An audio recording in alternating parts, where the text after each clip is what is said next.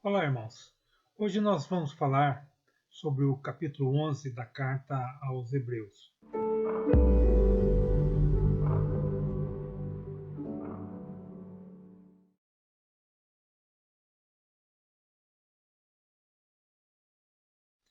Até agora, nós estávamos analisando aspectos doutrinários ou aspectos teológicos em que o autor da carta aos Hebreus procura demonstrar a superioridade da fé cristã sobre o judaísmo praticado na sua época, em virtude de muitos dos cristãos quererem retornar às antigas práticas.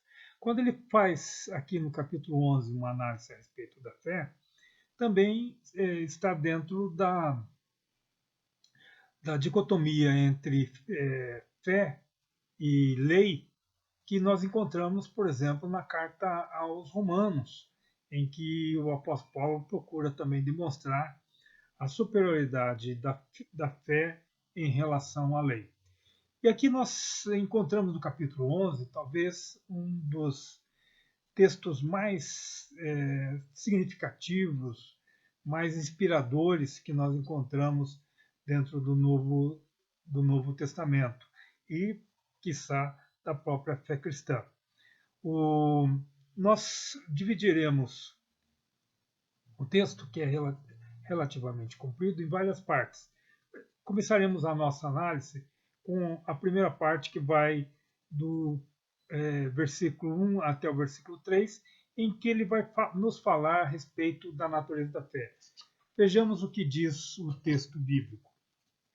Ora, a fé é a certeza de coisas que se esperam, a convicção de fatos que se não veem.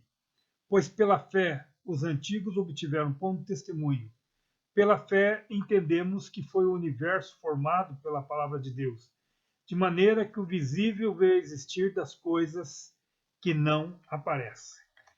Essa definição lindíssima do que é a fé, uma das mais importantes que nós encontramos dentro do Novo Testamento, ele faz duas afirmações centrais.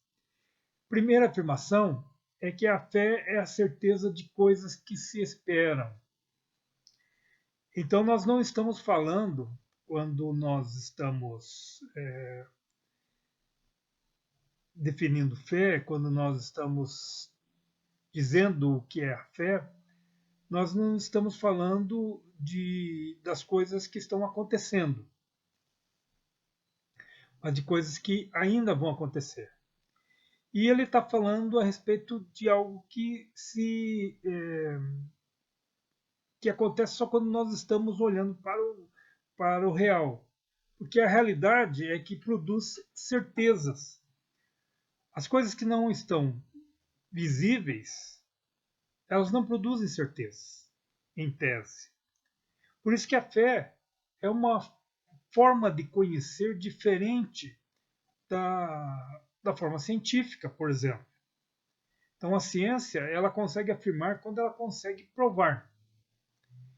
Quando ela consegue mostrar através de todas as evidências que aquilo que ela pensava, que ela teorizava, são corretas. Então ela diz assim: só vou poder ter certeza quando eu conseguir provar. Agora a fé é um outro tipo de conhecimento ou um outro tipo de certeza, é de coisas que ainda não aconteceram, mas que para aquele que tem fé, elas já são verdadeiras, elas vão se concretizar no tempo, vão se concretizar quando esse futuro que ainda não aconteceu, ele chegar. A outra afirmação que nós temos a respeito da fé é de que ela é convicção de fatos que se não veem. Novamente estamos numa esfera que ela desafia aquilo que nós podemos pensar do conhecimento racional. Novamente, nós podemos dizer a razão ela trabalha com os fatos que se veem. fatos que podem ser observados. Mas existem fatos que não se veem. A gente costuma ilustrar isso dizendo que a gente não vê a eletricidade, mas a eletricidade ela consegue mover motores, ela consegue iluminar cidades. Então, há uma força que não se vê, mas que produz os seus efeitos. Da mesma forma, a fé. A fé, ela é uma convicção de fatos que nós não podemos observar com os nossos olhos. E aí ele está falando a respeito da própria verdade da existência de Deus. E também além dessas duas afirmações, quando ele fala a respeito da natureza da fé, ele também nos fala de dois efeitos. Então, o primeiro efeito da fé é que fez com que os antigos obtivessem bom testemunho. Ou seja, porque eles tinham certeza de coisas que se esperam e porque eles criam e tinham convicção de fatos que se não veem, eles conseguiram obter bom testemunho por causa das realizações que eles fizeram a partir de vivenciarem a fé. O segundo efeito é que a fé ela produz em nós um conhecimento. Ele diz, pela fé entendemos que foi o universo formado pela palavra de Deus. Ou seja, há uma ação que antecede todos os fatos, que antecede toda a criação, que é a própria palavra de Deus. Então, pela fé, nós começamos a desenvolver um conhecimento ou um entendimento necessário daquilo que é a essência da própria fé cristã da própria crença cristã, que é o verbo de Deus, a palavra de Deus, que transforma, que cria e que faz coisas novas. Ou seja, ela nos dá esse entendimento de que foi através da palavra de Deus que todas as coisas vieram a existir e é através da palavra de Deus que nós somos transformados. E é através da palavra de Deus encarnada em Jesus Cristo é que nós somos salvos.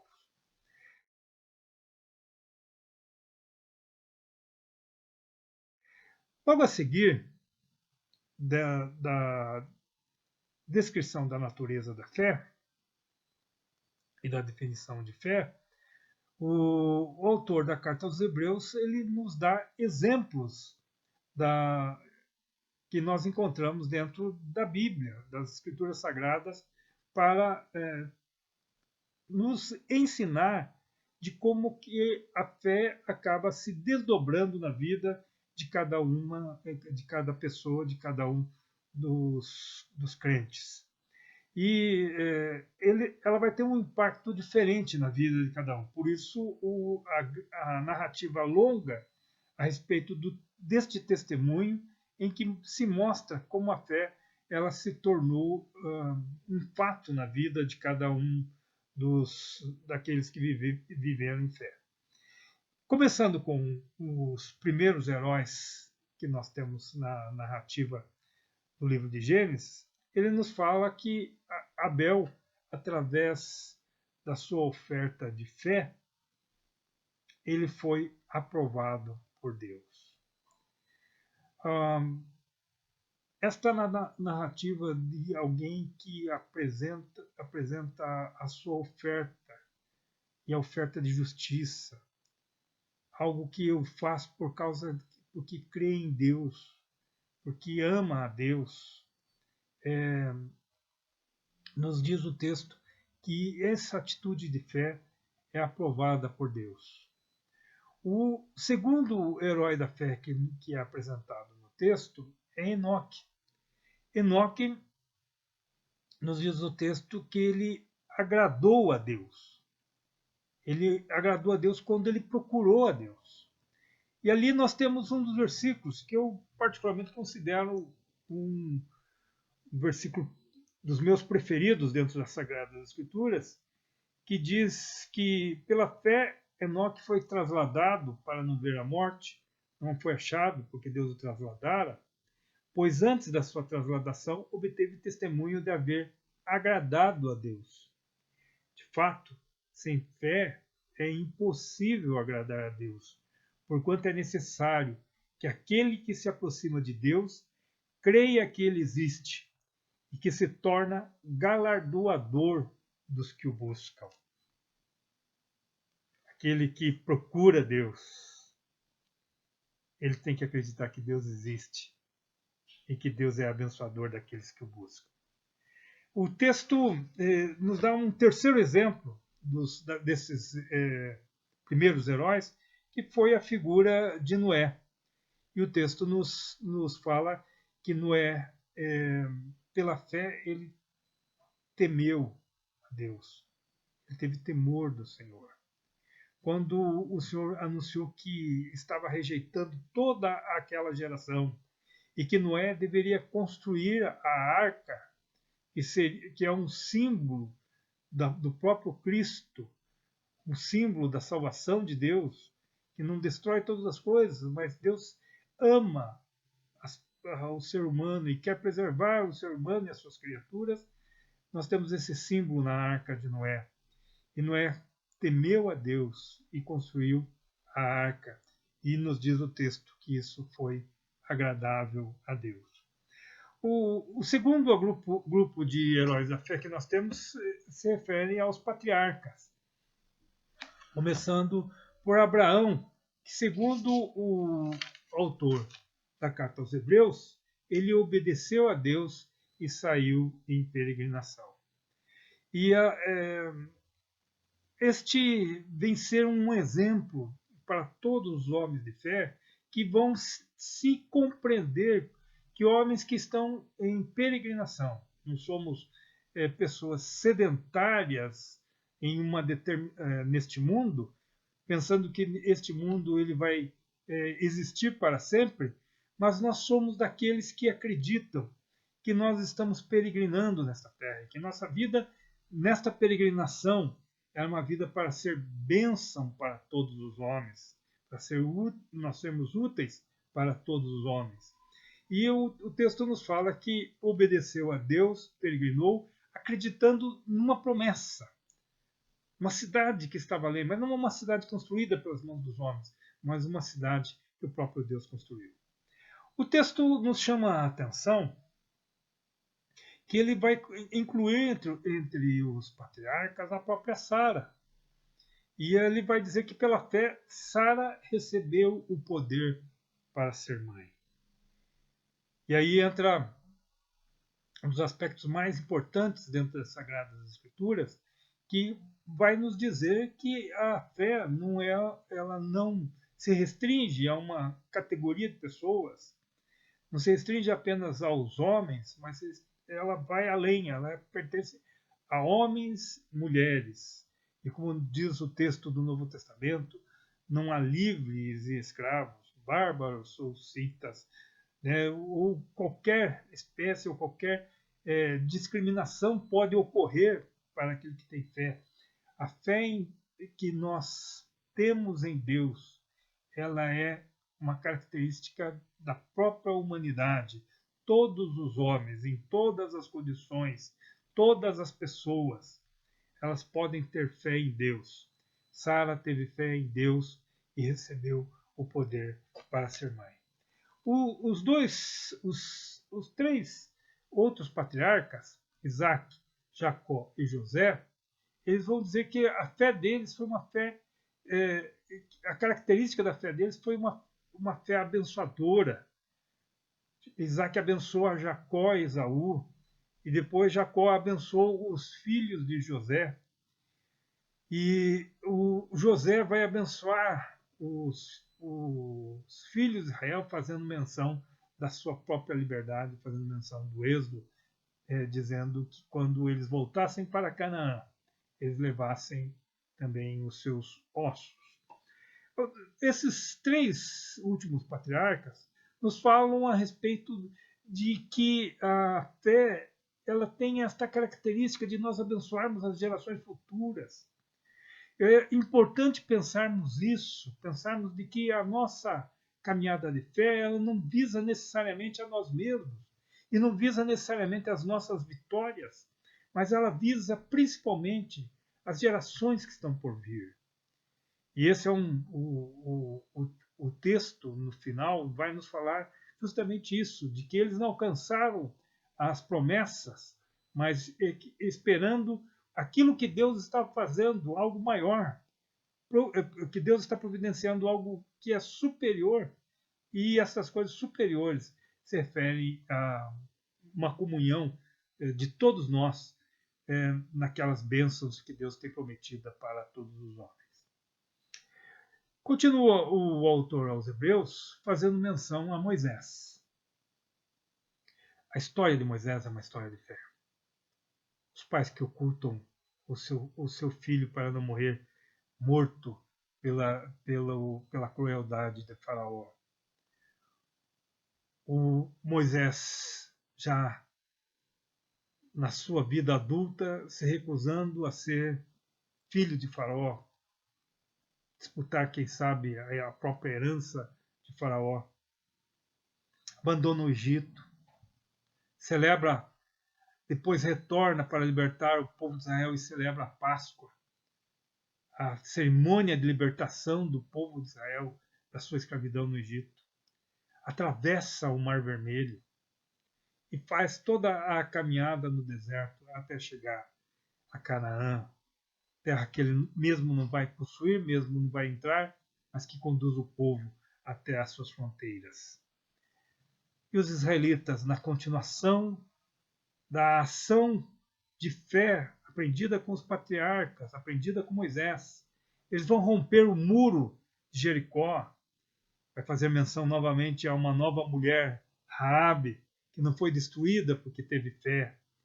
E também vai fazer a menção, os feitos dos juízes e dos profetas, da ação que foi realizada em toda a história de Israel e que inspira as nossas vidas. Pois eles fizeram coisas fantásticas, sofreram também, passaram por dificuldades e todas as coisas e coisas que nós não conseguimos imaginar. Tudo isso ocorreu porque eles tiveram fé.